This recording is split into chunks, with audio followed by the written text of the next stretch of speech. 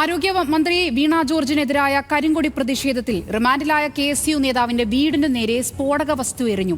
KSU ജില്ലാ secretary ബിദുൽ ബാലന്റെ തോടന്നൂരിലെ വീടിനു നേരെയാണ് ആക്രമണമുണ്ടായത്. പോലീസിന്റെ ഒത്താശയോടെയുള്ള അതിക്രമമാണ് നടന്നതെന്ന് വീട് സന്ദർശിച്ച ഷാഫി പറമ്പിൽ MP പ്രതികരിച്ചു.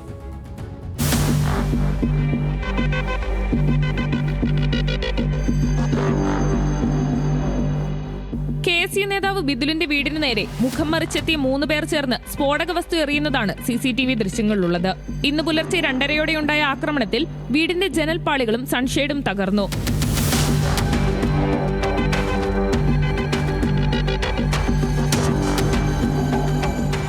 ഈ സമയം ബിദുലിന്റെ അച്ഛനും അമ്മയും മാത്രമാണ് വീട്ടിലുണ്ടായിരുന്നത്. ബിദുലിന്റെ അച്ഛൻ നൽകിയ പരാതിയിൽ വടകര പോലീസ് കേസെടുത്തു.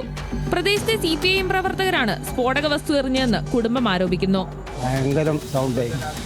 എന്താണെന്ന് വെച്ചാൽ ഭയങ്കര ഇവിടെ ഒരു 100 മീറ്റർ അപ്പുറമുള്ള ആൾക്കാരെല്ലാം വന്നിട്ട് പറഞ്ഞിരിക്കുന്നു ഭയങ്കര സൗണ്ടാന്ന് ഞങ്ങളെല്ലാം കേട്ടിരിക്കുന്നത്. അപ്പോൾ ഇപ്പം ഭാര്യയും ഞാൻ സാധാരണ ഈ റൂമിലായിരുന്നു കിടക്കേണ്ടത്, ഈ ഇപ്പുറത്തുള്ള. അപ്പോൾ ഇന്നലെ അവിടെ ഞാൻ പറഞ്ഞു ഭാര്യയോട് നമുക്ക് ഇപ്പുറം കിടക്കാമെന്ന്. അപ്പോൾ ഞങ്ങൾ അവിടെയായും കിടന്നു. ഇവിടെയാണെങ്കിൽ കണക്കായിരുന്നു, കഴിഞ്ഞതായിരുന്നു.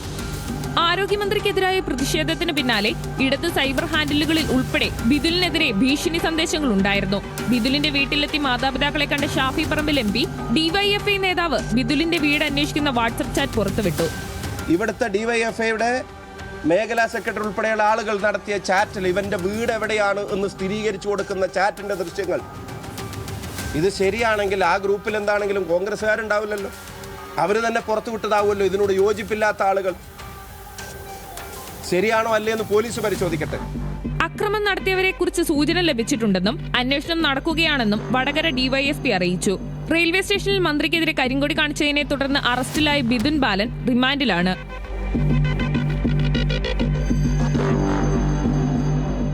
ന്യൂസ് മലയാളം, കോഴിക്കോട്.